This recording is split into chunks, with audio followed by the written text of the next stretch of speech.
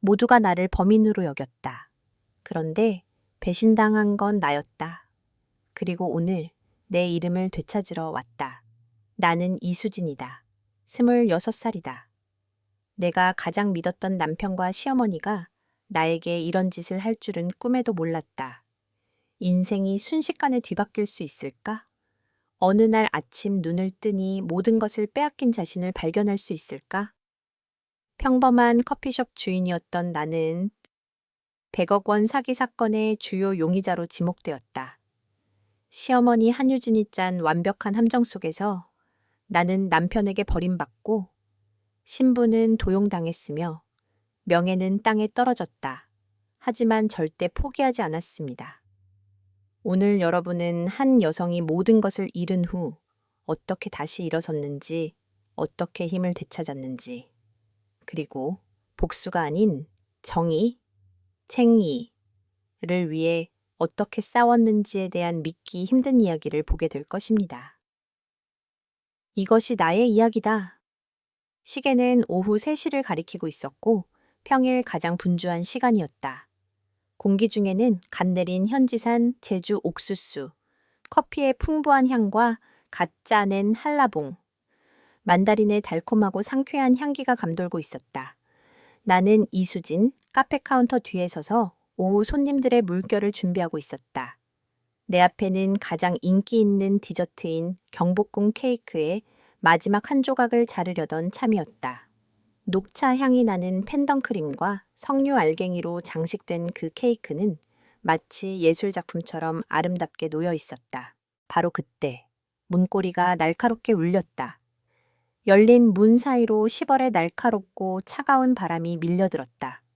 들어온 남자는 내 남편 김민호였다. 하지만 내가 아는 그 사람이 아니었다. 얼굴은 도자기처럼 새하얗게 질려 있었다. 밖은 선선한데도 이마에는 땀방울이 반짝이고 있었다. 그의 눈은 미친 듯이 방 안을 휘둘러보며 내 가장 친한 친구이자 사업 파트너인 박지우의 안녕하세요, 민호 씨 라는 밝은 인사마저 무시하고 곧장 내게 카운터 쪽으로 걸어오고 있었다.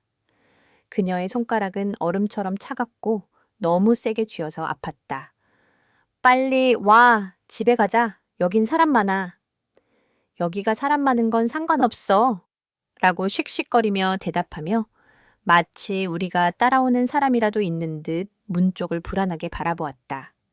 그는 나를 부엌 뒤쪽의 작은 사무실로 끌고 갔다. 문을 닫자마자 그는 등을 문에 기대고 깊게 숨을 들이쉬었다. 서울을 떠나야 해. 당장. 뭐? 어디로? 말도 안 돼. 내일도 있고 주문도 있는데. 수진, 내 말 좀 들어. 그는 내 어깨를 잡으며 미친 듯이 사나운 눈빛으로 바라보았다. 넌 이해 못해. 나한테 큰 문제가 생겼어. 엄마 회사에서 그 빈자리에 대해 말했던 거 기억나?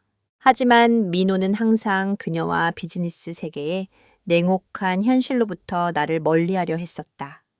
나는 그녀를 차갑고 억압적인 어머니로부터 보호하는 안식처였다. 빨리 갚을 수 있을 거라 생각했어요. 누구한테 빌렸어?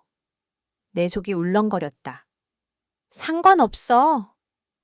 그가 내 말을 끊으며 다그쳤다. 그들은 은행원이 아니야. 기다려주지 않아. 오늘 나를 찾아올 거야. 만약 오늘 저녁까지 돈을 갚지 않으면 그는 목을 가다듬었지만 말을 끝내지 못했다. 내 등골을 타고 차가운 소름이 돋았다. 그게 그의 방식이었다. 그리고 그런 사람들, 범죄자들과 거래하는 것도 빚이 얼마나 돼? 많아. 너무 많아. 우리에겐 그만한 돈이 없어. 들어봐. 그들이 여기나 집에 올 수도 있어. 적어도 몇 주 동안은 사라져야 해. 해결책을 찾을 때까지. 그의 두려움이 내 자신의 감정보다 더 크게 느껴졌다. 신경 쇠약 직전이었다. 어떻게 해야 하지? 라고 물었는데 내 목소리가 내 귀에는 쉰 듯하고 이상하게 들렸다. 당장 집에 가. 준비할 시간이 10분밖에 없어. 가방 하나 챙겨. 꼭 필요한 것만, 돈, 서류 뭐든지. 30분 안에 서울역에 도착해야 해. 부산행 기차가 출발한다. 이미 모든 걸 확인했어. 그는 생각할 시간을 주지 않았다. 다시 한번 내 팔을 잡고 부엌에서 뒷문으로 끌고 가며 지나가던 당황한 지우에게 소리쳤다. 급한 가족 사정이 생겼다. 우리가 가야 해. 5분 후 우리는 집에 도착했지만 내게는 영원처럼 느껴졌다. 강남의 고급 아파트에는 혼란이 팽배해댔다. 마치 지진이 난 듯했다. 찬장 문은 열려 있었고 민호는 여행 가방을 반쯤 채워놓은 상태였다. 10분, 수진, 허둥대지 마. 침실로 달려갔다.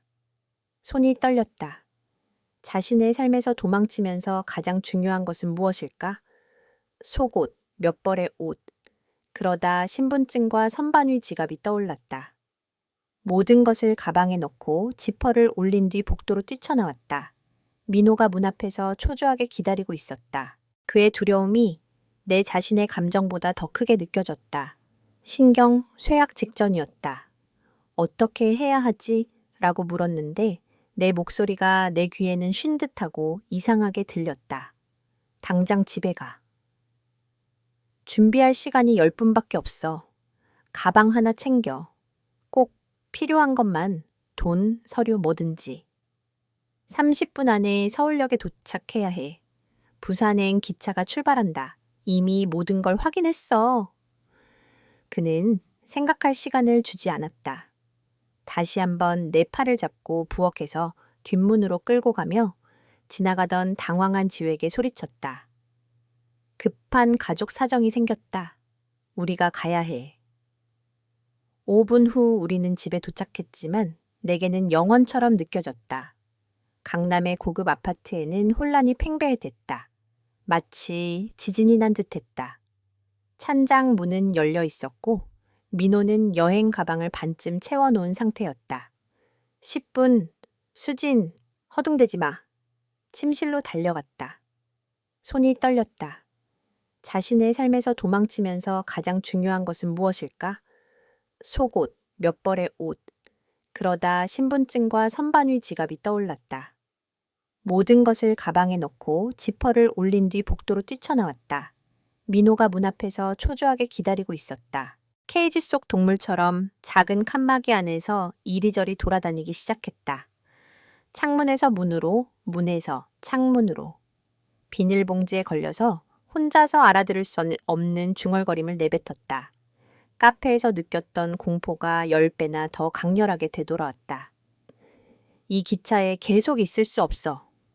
그가 갑자기 내 앞에 서서 소리쳤다. 이건 함정이야. 우리를 지켜보고 있어. 그가 우리가 어디로 가는지 알고 있어. 내려야 해. 우린 경로를 바꿔야 해. 민호는 맞은편 구석으로 물러나 창밖을 바라보고 있었다. 창밖에는 우울한 가을 풍경이 펼쳐져 있었다. 그는 손톱을 물어뜯고 있었고 다리는 신경질적으로 떨리고 있었다. 나는 현실의 조각들을 맞춰보려 애쓰며 침묵을 지켰다. 마침내 기차가 속도를 줄이기 시작했다. 밖에는 짧은 콘크리트 플랫폼이 보였고 그 위에는 바렌 원주라는 글자가 적힌 소박한 단층 건물이 있었다. 마을도 마을도 아닌 단지 지평선 너머로 몇 채의 굽은 집과 끝없이 펼쳐진 회색 공간뿐이었다. 사라져버리거나 버려질 수 있는 완벽한 장소였다. 가방 가져. 더 빨리. 민호가 명령했다. 기차가 다시 움직이기 시작하자마자 우리는 차갑고 축축한 플랫폼으로 뛰어내렸다. 텅 빈 승강장에 홀로 서서 기차가 이해할 수 있는 세상과의 마지막 연결고리와 온기마저 함께 가져가는 빠른 특급 열차를 바라보았다. 이제 어떻게 하지? 라고 물으며 나는 코트를 더 꼭 감쌌다. 이제 밤을 지낼 곳을 찾아야 해 라고 민호가 대답했다. 그는 조금 더 진정된 듯했다. 상황을 다시 장악했다는 느낌이 들었다. 기다리며 주변을 살펴봐야 해. 내일 아침에 무엇을 할지 결정하자. 이 근처에 모텔이 있을 거야. 리셉션의 노파는 무심하게 텔레비전을 보고 있었다. 우리 신분증도 확인하지 않고 1층 방 열쇠를 건넸다. 추위는 여기서 밖보다 더 뚜렷했다. 민호는 가방을 옷장에 넣고 안도의 숨을 내쉬었다. 심지어 웃으려 애썼다. 자, 왔어. 여기서 우리를 못 찾을 거야. 저녁까지 기다릴 거야. 내일 뭔가 생각해 볼게. 놀랍도록 침착해 보였다. 공포는 깊은 집중력으로 바뀌었다. 그가 다가오자 나는 그를 껴안았다. 화장실에서 손과 얼굴을 씻고 정신 차려 라고 차가운 목소리로 말했다. 전화 한 통 해야 해 라고 말하며 내게서 멀어졌다. 뭔가 알아내야 해. 이 방 신호가 너무 안 좋아. 복도로 나갈게. 거기가 더 나을 거야. 그동안 넌 편히 쉬어. 쉬어. 그는 내 이마에 입을 맞추고 내 휴대폰 배터리가 부족하니 내 걸 빌려도 되겠냐고 물었다. 내 대답을 기다리지 않고 탁자 위에 내 휴대폰을 집어들고 나갔다. 나는 욕실로 갔다. 나왔을 때 그는 이미 사라져 있었다. 침대의 가장자리에 앉았다. 불쌍할 정도로 삐걱거렸다. 힘이 없었다. 그저 거기에 앉아 벽에 거미줄 같은 금을 바라보았다. 몇 분이 지났다. 전화 통화가 길어졌다. 아마도 돈을 모으거나 누군가와 합의를 보려고 애쓰고 있었을 것이다. 45분이 지났다. 아마도 공포가 다시 시작된 걸지도 몰랐다. 왜 이렇게 오래 걸리는 걸까? 거의 1시간 동안 전화로 무슨 이야기를 할 수 있단 말인가? 삐걱거리는 계단을 내려가 텅 빈 로비로 달려갔다. 리셉션 직원은 여전히 텔레비전 앞에 앉아 있었다. 실례합니다. 나는 목소리를 바꾸지 않으려 애쓰며 떨리는 목소리로 말했다. 제 방에 있던 남자가 전화하러 내려왔어요. 보셨나요? 곧 돌아온다고 말하고 거리로 나갔어요. 손이 너무 떨려서 열쇠를 바로 자물쇠에 넣지 못했다. 문을 급히 열었다. 방은 비어 있었다. 옷장을 열었는데 옷장에는 오직 내 옷 가방만 있었다. 지갑을 열었는데 안은 비어 있었다. 지갑, 신분증, 모든 것이 사라져 있었다. 고의적이고 계획적으로 내 모든 것을 가져갔다. 내 돈을 훔쳤다. 내 휴대폰을 훔쳤다. 내 이름을 훔쳤다. 지워버리고 나를 그 차갑고 낯선 방에 아무것도 아닌 존재로 남겨두었다. 방에서 뛰쳐나와 어디로 가는지 신경 쓰지 않고 계단을 내려갔다. 리셉션 직원이 전화해야 해요. 내 목소리가 떨렸다. 긴급해요. 리셉션 직원은 나를 위아래로 의심스러운 눈빛으로 훑어보았다.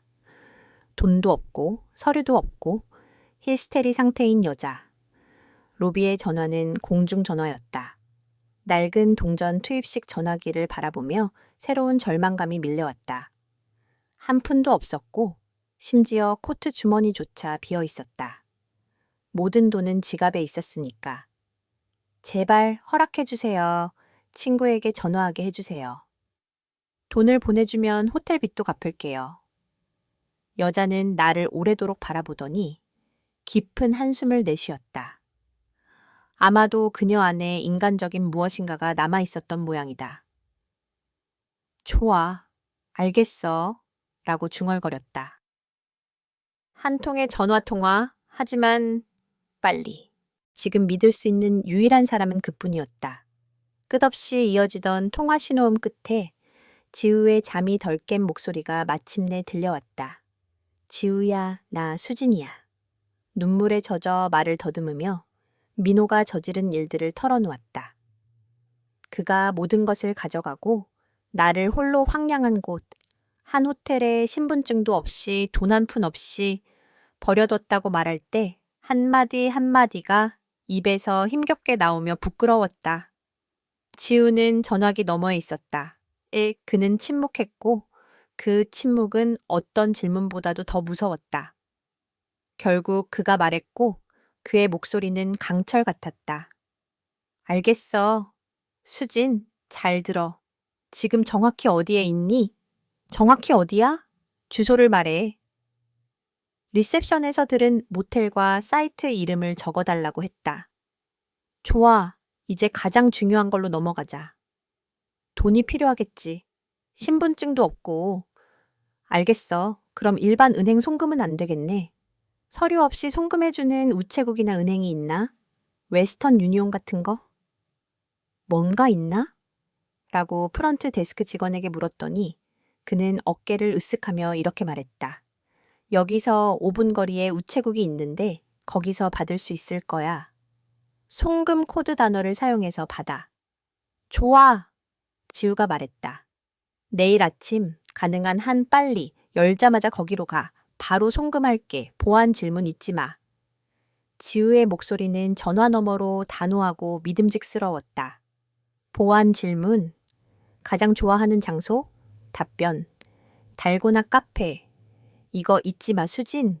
이 답변으로 돈을 받을 거야. 내 눈에서 흘러내린 눈물이 희망의 첫 불꽃과 만났다. 고마워, 지우. 네가 없었으면 어쩌지 몰라. 넌 돌아올 거고 그 개자식에게 복수할 거야. 그냥 버텨.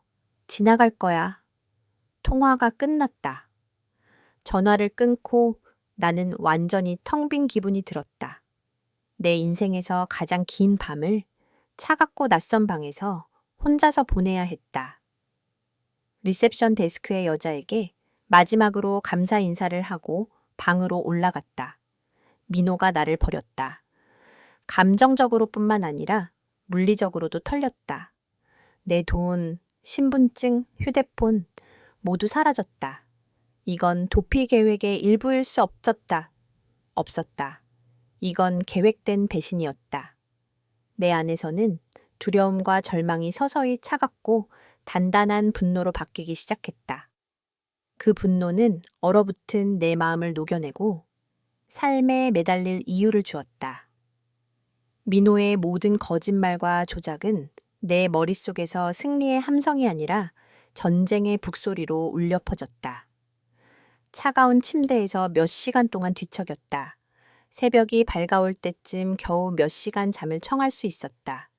하지만 깨어났을 때 나는 결의를 느꼈다. 이것이 나의 끝이 아니었다. 이것은 새로운 시작이었다. 우체국이 열리자마자 가장 먼저 들어간 사람은 나였다.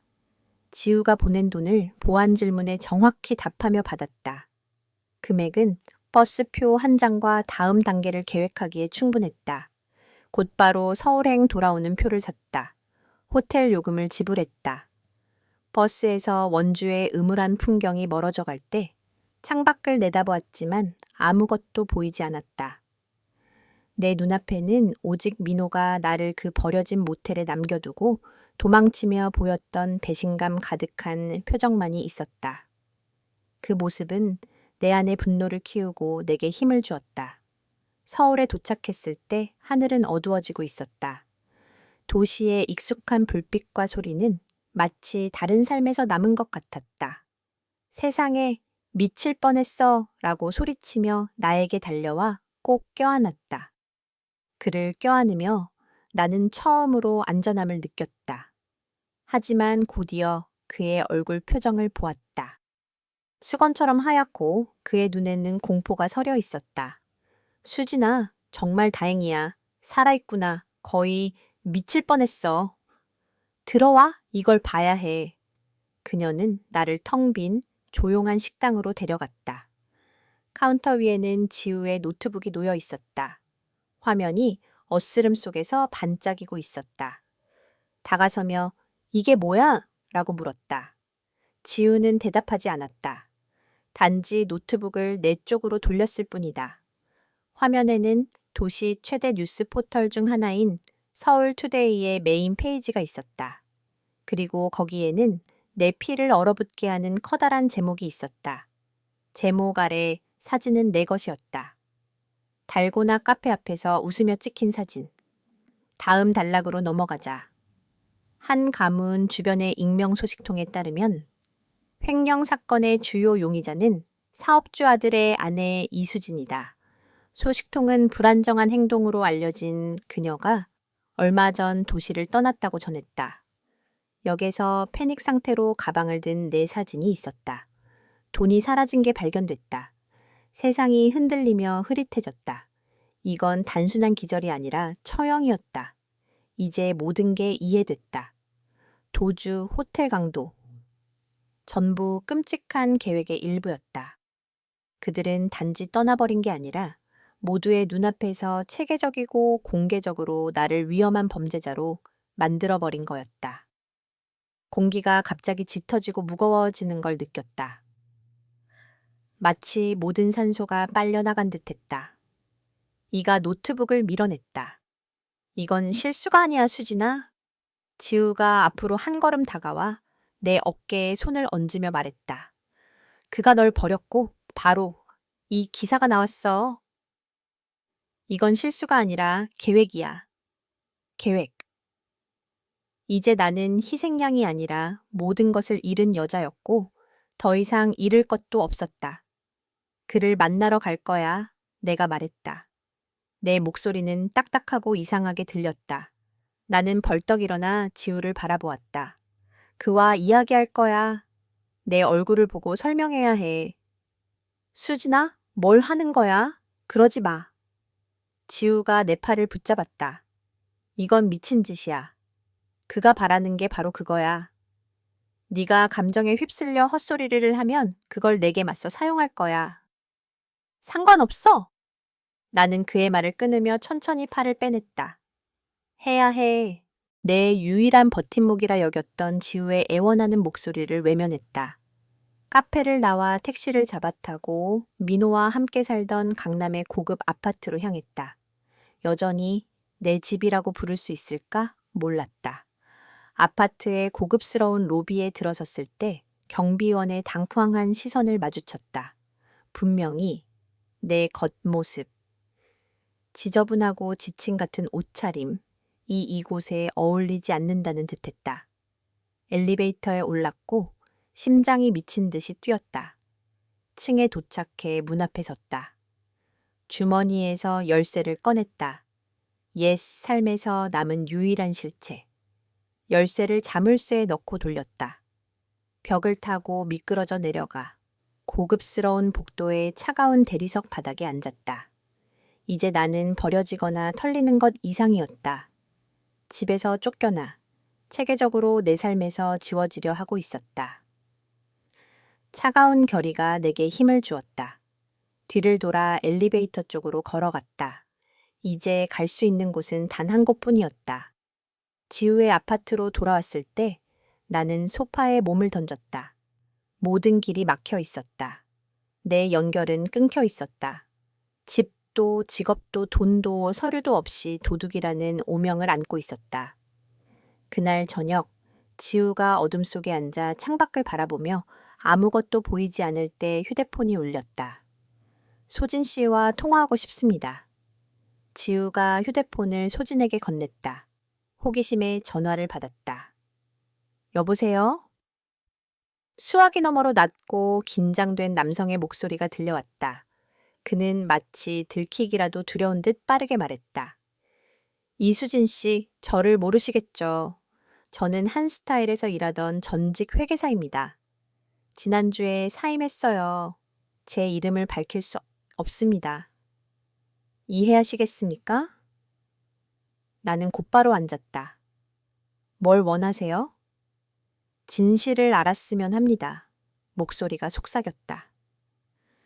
신문에서 말한 건 거짓이지만 완전히 거짓은 아닙니다. 돈은 정말로 사라졌습니다. 100억 원. 하지만 절도는 아니었습니다. 거래는 완료됐어. 돈은 공장 계좌에서 국민은행 명동지점의 다른 계좌로 이체됐지. 누구의 계좌요? 나는 속삭였다. 답은 이미 짐작하고 있었다. 당신 명의의 계좌야. 한 달 전에 이수진 명의로 개설됐어. 전화기에서 짧은 삐소리가 들렸다. 정체불명의 발신자가 전화를 끊었다. 나는 지우의 휴대폰을 손에 쥔 채 여전히 그 자리에 앉아 있었다. 머릿속에는 귀를 찢는 듯한 윙윙거림이 울려 퍼졌다. 내 이름으로 한 달 전에 개설된 계좌. 마지막 디테일이 모든 그림을 완성시켰다. 완벽한 범죄, 완벽한 함정의 그림이었다. 나에 대한 증거를 심어놓은 것뿐만 아니라 내 이름이 적힌 발판까지 마련해 놓은 것이었다. 계획은 무엇이었을까? 돈을 내 계좌로 이체했어. 나는 벽을 바라보았다. 한 달 전에 내 신분으로 내 이름의 계좌를 개설했고 그 후 민호가 100억 원 전액을 송금했어. 지우가 내 옆에 앉았다. 그의 얼굴은 처음엔 이해, 그 다음엔 공포로 가득 찼다. 세상에, 수진, 이건 완벽한 문서화된 증거야. 아무도 네가 아무것도 모른다고 믿지 않을 거야. 알아? 내가 말했다. 그는 알고 있었다. 그리고 이건 한유진의 사악한 계략이었다. 단순한 소문이 아니었다. 익명의 소문도 아니었다. 진술서 차갑고 반박할 수 없는 은행 서류. 한 건의 송금, 공장 계좌가 신부의 개인 계좌로 이체된 것이다. 그리고 신부는 얼마나 쉽게 빠져나갔는가. 즉시 도시를 떠났다. 어떤 수사관, 어떤 판사라도 이것을 본 후 5분 안에 결론을 내릴 것이다. 유죄, 덫에 걸렸다. 그리고 지금 내 계좌에는 100억 원도 없었고 그것과 아무 관련이 없다는 것도 증명할 수 없었다. 그게 전부였다. 한유진이 이겼다. 조용히 앉아 있었다. 몇 시간의 침묵 끝에 지우가 변호사들에 대해 싸워야 한다는 것에 대해 뭔가 말하려 했다. 하지만 둘 다 그 말들이 얼마나 공허한지 알고 있었다. 도시에 있는 어떤 변호사가 모든 것을 손에 쥔 한유진에게 맞설 용기를 낼 수 있었을까? 게다가 의뢰인에 대해 이토록 반박할 수 없는 증거가 있는데 그날 저녁 초인종이 울렸고 우리 둘은 자리에서 벌떡 일어났다. 지우가 문 쪽으로 기어가며 들여다보았다. 눈썹이 놀라움에 치켜 올라갔다. 이 사람 김민준이잖아 하고 속삭였다. 기자야. 서울 투데이에서 왔어. 기자 김민준이 문 앞에 서 있었다. 이 씨가 상상했던 인물과는 달랐다. 상당히 키가 작고 약간 허리가 굽은 20살 초반으로 보였다. 피곤해 보였지만 안경 너머로 매우 날카로운 눈빛이 느껴졌다. 싸구려 재킷에 손에는 낡은 서류 가방을 들고 있었다. 그의 목소리는 차분하고 단호했다. 저는 김민준입니다. 이수진 씨와 이야기할 수 있을까요? 여기 계신 걸 알고 있습니다. 지우는 나를 바라보았고 나는 간신히 알아볼 수 있을 정도로 고개를 끄덕였다. 잃을 게 아무것도 남아있지 않았다. 민주는 아파트 안으로 들어와 앉았다. 말을 돌리지 않았다. 이수진 씨라고 말문을 열며 그녀의 눈을 똑바로 바라보았다. 어제 발표된 기사의 저자입니다. 말씀드리고 싶은 건 거기에 쓰인 내용 하나하나도 믿지 않는다는 겁니다. 나는 정중히 미소 지었지만 그들이 쓴 글이었다. 검증된 출처가 제게 준 정보를 썼을 뿐입니다. 그건 그들의 버전이에요. 이걸 발표해야만 했습니다. 하지만 이건 1년 동안 작업해온 기사입니다. 한유진과 당신 남편을 조사 중입니다. 서류 가방을 열고 얇은 파일을 꺼냈다. 오랫동안 그들의 공장을 조사해 왔습니다. 세금, 의심스러운 계약, 경쟁사에 대한 압박. 하지만 그들은 매우 영리하고 신중합니다. 그들에게 접근할 수 없어요. 모든 것이 항상 깨끗하고 모든 것이 비밀리에 처리됩니다. 그들에게 일어난 일들은 그들의 스타일이에요. 유려하고 지나치게 극적이지요. 자신의 문제를 덮기 위한 완벽한 연출, 문제를 해결하고 상처 없이 빠져나가는 것, 게다가 피해자 행세를 하는 거죠.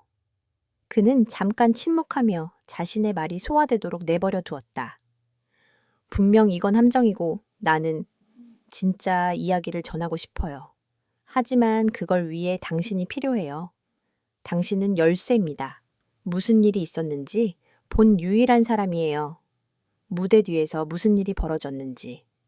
이 남자를 불신하는 눈빛으로 바라보았다.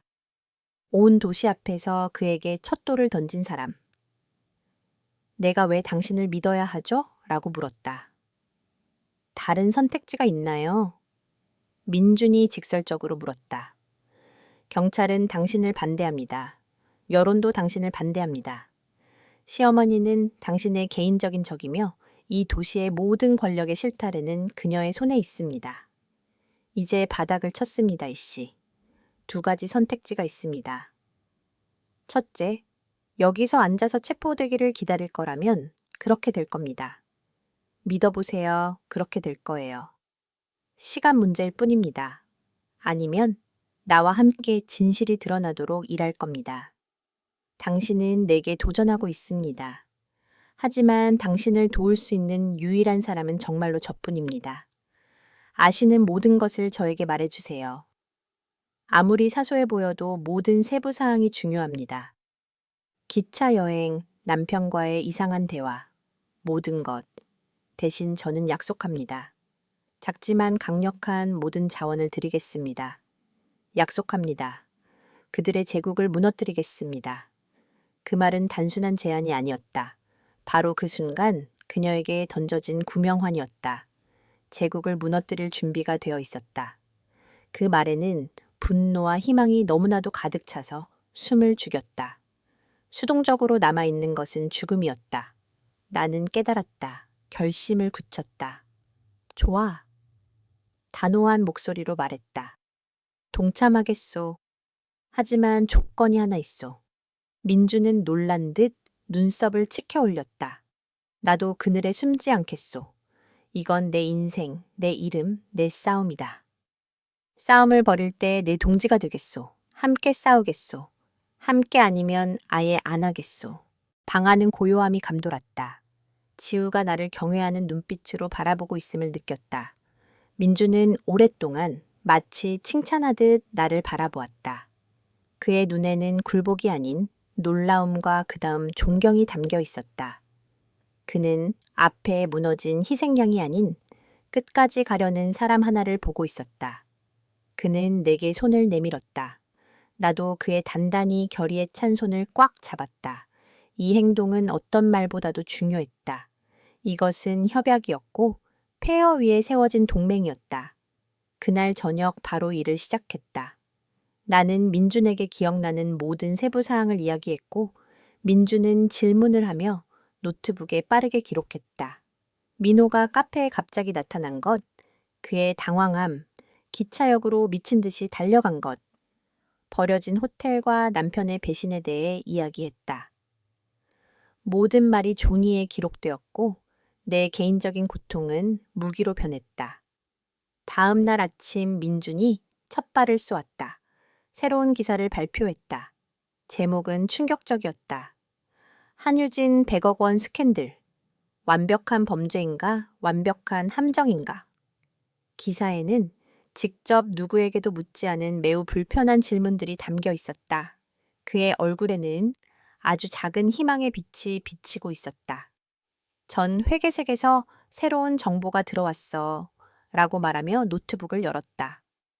민호의 개인 은행 기록을 더 깊이 조사했어. 지난 3년간 2주에 한 번, 때로는 10일에 한 번씩 같은 ATM에서 항상 같은 금액인 5만 원을 인출한 사실이 드러났어. 이해가 안 됐다. 왜? 서울에 수백 개의 ATM이 있는데 왜 항상 같은 곳을 가야 하지?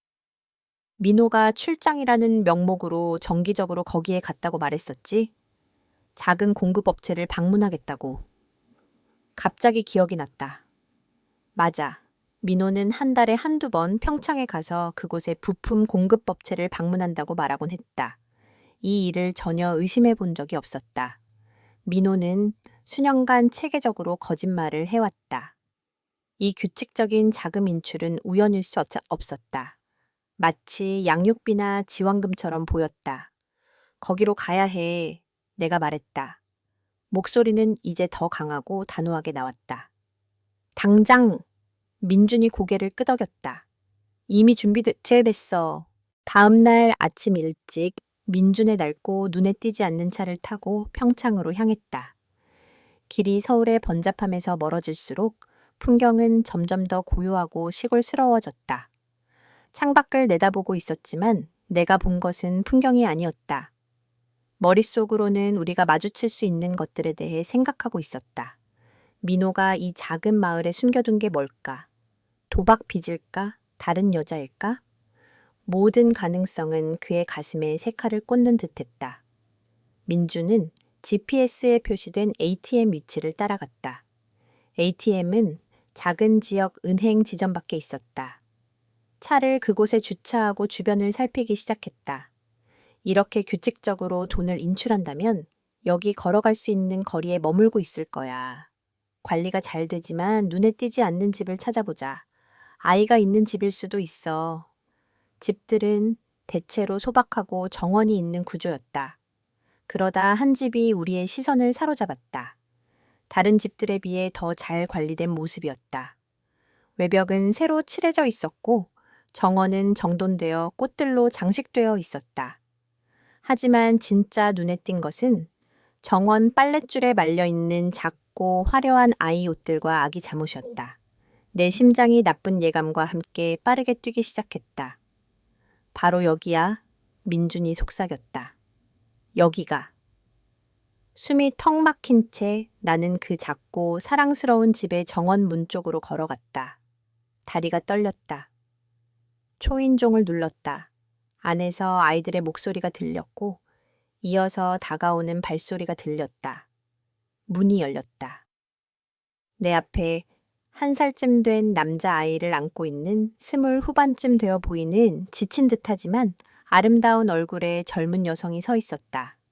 아이는 호기심 어린 눈으로 나를 바라보고 있었다. 말이 목에 걸렸다. 주머니에서 휴대폰을 꺼내 민호와 함께 찍은 사진을 열어 여성에게 보여주었다. 화면 속 모습을 바라보는 여성의 표정만으로도 모든 것이 설명되었다. 충격, 얼굴이 창백해지고 눈이 커졌다. 저는 이수진입니다. 겨우 말을 꺼냈다. 김민호의 아내예요. 여자는 잠시 숨을 쉴 수 없었다. 그러더니 거의 속삭이듯 들어오세요 하며 문을 살짝 열었다. 집은 깨끗하고 따뜻했다. 아기 샴푸와 갓 구운 쿠키 냄새가 풍겼다. 벽에는 아이들의 그림이 걸려 있었다. 자신을 김민지라고 소개한 여자는 아들 지훈을 아기 의자에 앉히고 부엌 식탁 맞은편에 앉았다. 눈물을 흘리며 울고 있었다. 저를 용서해 주세요 하고 흐느끼며 말을 시작했다. 그가 결혼한 사람인 줄 알았어요. 하지만 그는 자신의 결혼 생활이 끔찍하다고 말했죠. 아내가 차갑고 무정하며 아이조차 원하지 않고 오직 자신의 경력만 생각하는 사람이라고. 그는 이혼할 거라고. 저와 지훈을 세상 그 무엇보다 사랑한다고 맹세했었어요. 얼어붙은 채로 그를 들었다. 민호가 나를 어떻게 차가운 억압적인 여성으로 묘사했는지 듣는 것은 내 마음에 새 상처를 냈다. 수년간의 결혼 생활이 거짓말뿐인 것처럼 느껴졌다. 그가 지훈의 전부였어. 그녀는 떨리는 목소리로 말했다. 그럼 100억 원은? 나는 마침내 말을 꺼냈다. 그가 너에게 큰 돈을 줬어. 말했어. 민지는 움찔했다. 최근에. 그가 말하길 어머니가 마침내 우리 이혼을 허락하시고 우리에게 새 삶을 시작할 수 있도록 큰 돈을 주실 거라고 했어요. 제주도로 이사할 거라고요. 거기서 집을 사고 지훈을 좋은 학교에 보낼 거라고요. 모든 걸 조용히 처리하는 유일한 방법이 이거라고. 스캔들을 일으키면 안 된다고 했어요. 며칠 안에 모든 걸 준비할 거라고 했죠. 내 머릿속에서 모든 조각이 마침내 제자리를 찾았다. 차갑고 소름 끼치는 명료함으로 모든 것을 이해했다. 이 돈은 민지에게 새 삶을 마련해주기 위한 것이 아니었다. 그녀의 침묵을 사들이고 그녀와 아이를 영원히 없애버리기 위한 것이었다. 이것은 사랑에 찬 남자의 선물이 아니라 한유진이 지불한 입막음 돈이었다. 모든 실수를 한 번에 없애버릴 차갑고 무자비한 사업 계획이었다. 아들의 연인을 거액의 돈으로 입을 막고 그 돈이 사라진 죄를 미워하는 며느리에게 뒤집어 씌워 그녀도 제거하는 것. 가족의 명예에 묻힌 2개의 더러운 오점을 단 한 번의 수로 지워버리려는 것이었다.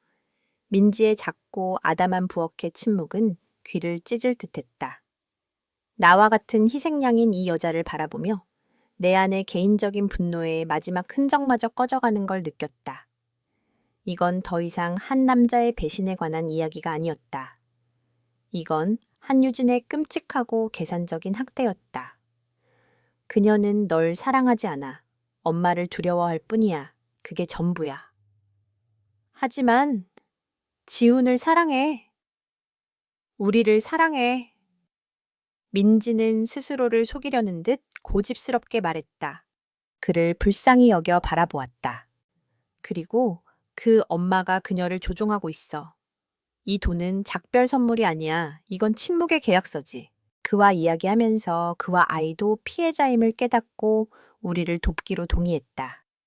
민주는 이 모든 대화를 녹음해 두었다. 민지에게서 민호가 자신에게 쓴 편지와 지훈의 출생증명서 사본도 받았다. 이제 우리 손에는 한유진의 제국을 무너뜨릴 확실한 증거가 있었다. 그러나 서울로 돌아가는 여정이 시작되자 민지에게서 패닉에 빠진 전화가 걸려왔다. 그가 여기 있었어. 방금 갔어.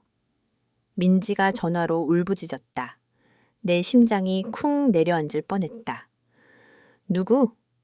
민호야? 나와 민주는 순간 충격에 빠졌다.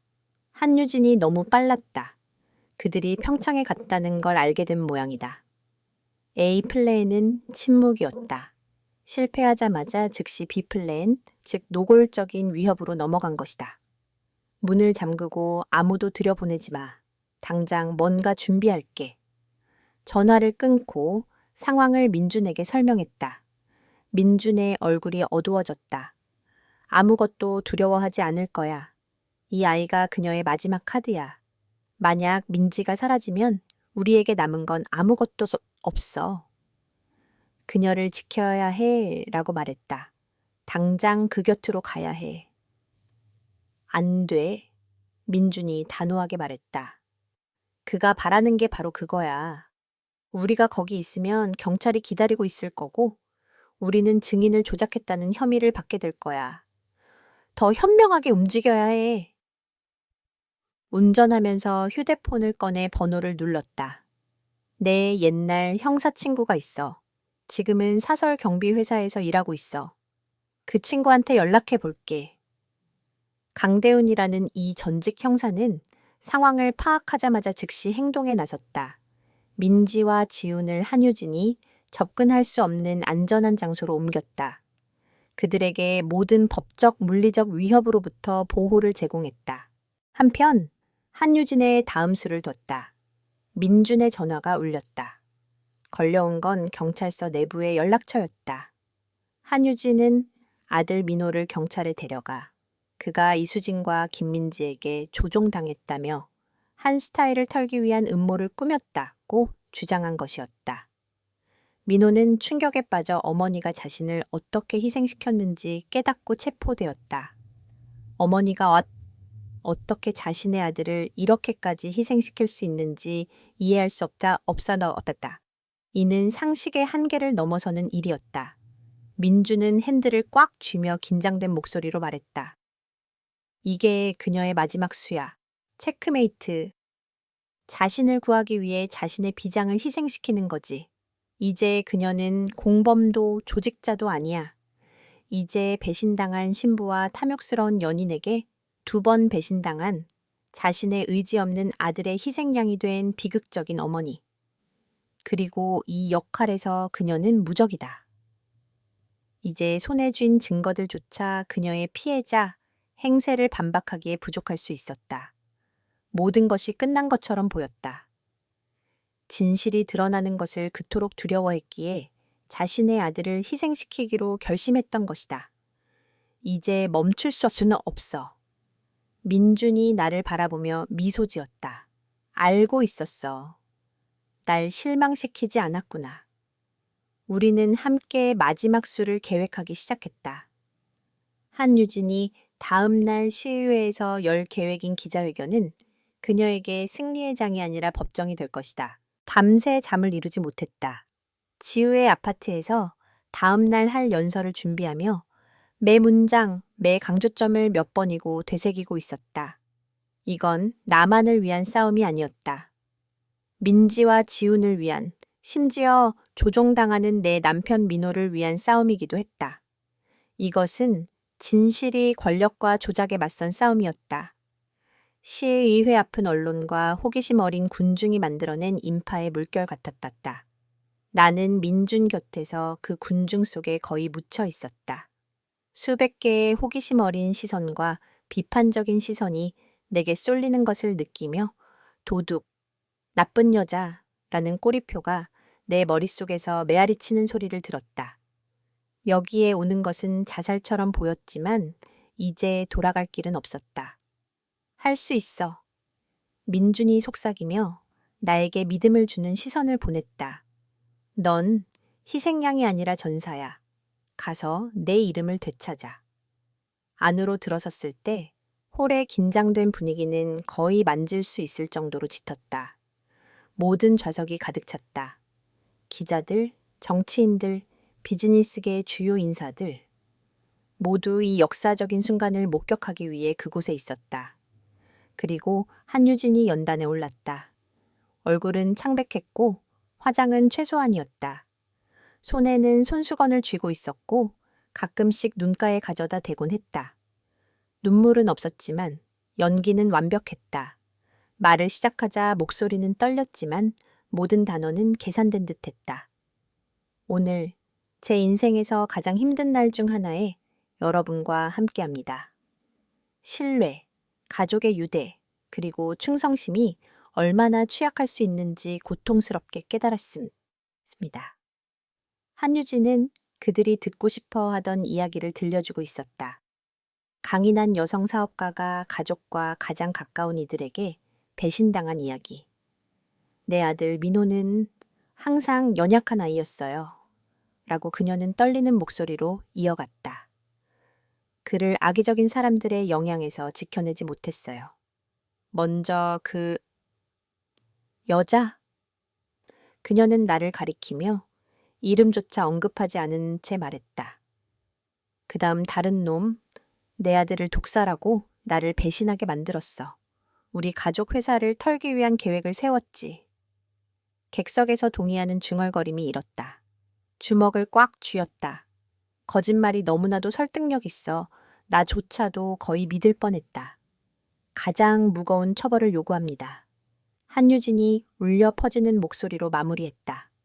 모든 범죄자에게 법은 모두에게 동일해야 합니다. 회의실이 박수 소리로 가득 찼다. 사람들이 일어나 그녀를 지지하고 있었다. 한유진은 승리를 선언했다. 민준을 바라보았다. 기자는 고개를 살짝 저었다. 이제 라고 속삭였다. 일어섰다. 다리는 떨리고 있었지만 정신은 수정처럼 맑았다. 군중 속을 헤치며 연단 쪽으로 걸어갔다. 사람들의 놀란 시선과 속삭임이 나를 따라왔다. 내가 누군지 알아본 이들은 충격에 빠져 있었다. 이게 무슨 뜻이냐? 경비, 이 여자를 밖으로 내보내라. 발언권을 요구합니다. 나는 외쳤다. 내 목소리는 예상치 못하게 강하고 선명하게 울려 퍼졌다. 내 명예가 온 도시의 눈앞에서 더럽혀졌다. 나는 스스로를 변호할 권리가 있다. 회의장에 소란이 일었다. 누군가 참으로 유감스럽군. 말하게 둬. 라고 소리쳤다. 민준의 팀이 카메라를 내게 돌렸다. 생방송이 계속되고 있었다. 얼어붙은 한유진 옆에 서 있었다. 그녀가 나를 바라보았다. 시선은 순수한 증오로 가득했다. 제 이름은 이수진입니다. 나는 떨리지 않는 목소리로 시작했다. 그리고 저는 100억 원을 훔치지 않았습니다. 회의장에 웅성거림이 일었다. 하지만 저는 그걸 말하러 여기 온 게 아닙니다. 제 자신을 변호하러 온 게 아니라 진실을 말하려고 왔어요. 모든 진실을. 모든 세부사항이 듣는 이들의 머릿속에 생생히 떠올랐다. 한유진이 거짓말, 다 거짓말이야 라고 소리치기 시작했지만 나는 듣지 않았다. 이 돈은 내 것이 아니라 평창에 사는 김민지라는 여자와 김민호의 사생아 지훈에게 속한 거야. 홀이 순간 소란스러워졌다. 예상치 못한 반전이었다. 기자들은 더욱 흥분하며 필기를 시작했다. 한요진이 어떻게 이 두 번째 가족으로부터 벗어나면서 동시에 죄를 내게 뒤집어 씌우기 위해 이 계획을 꾸몄는지 설명했다. 이 돈은 사랑의 선물이 아니라 입막음용이었어. 그리고 나는 이 끔찍한 게임의 희생양이었어. 한유진은 이제 완전히 통제불능 상태였다.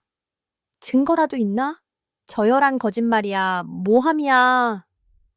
그리고 바로 그때 민준이 계획한 대로 회의실 뒷문이 열렸다. 안으로 강대훈의 경호원들과 함께 민지가 들어왔다. 그녀는 품에 잠든 지훈을 안고 있었다. 손에는 한 묶음의 편지가 들려 있었다. 모든 시선이 그들에게 쏠렸다. 민지는 두려움에 떨면서도 단호한 표정으로 연단 쪽으로 걸어갔다. 나는 마이크를 그녀에게 건넸다. 저는 김민지입니다. 그녀는 떨리는 목소리지만 분명하게 말했다.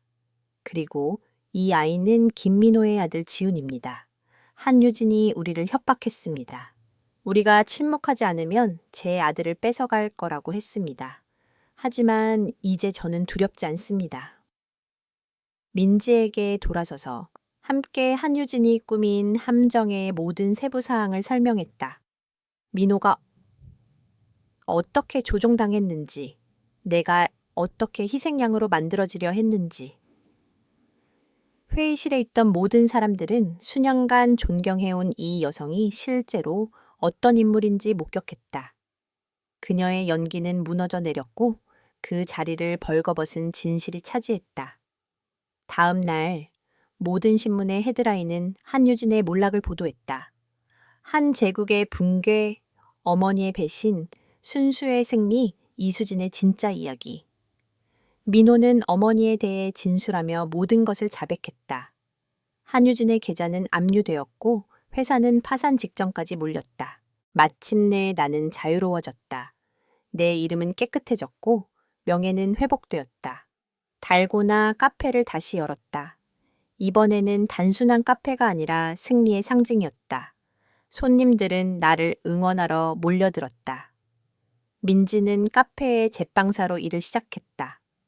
함께 과거의 아픔을 잊고 강한 미래를 만들어갔다. 이제 나는 더 이상 이수진만이 아니었다. 삶의 어려움에 맞서 싸우고 힘과 명예를 되찾은 여성이었다. 그리고 나는 알았다. 앞으로 마주할 모든 어려움 속에서 이 싸움에서 얻은 힘과 지혜로 버텨낼 것임을. 한강의 물처럼 깊고 고요하지만 동시에 강인하고 단호하게. 1년 후 달고나 카페는 서울에서 가장 인기 있는 부티크 카페 중 하나가 되었다. 나와 김민지는 단순한 사업 파트너가 아니라 서로의 가장 든든한 지지자이기도 하다. 지우는 카페의 작은 기쁨의 원천이자 마치 마스코트 같은 존재가 되었다. 한 스타일은 파산했고 다른 회사들에 인수되었습니다.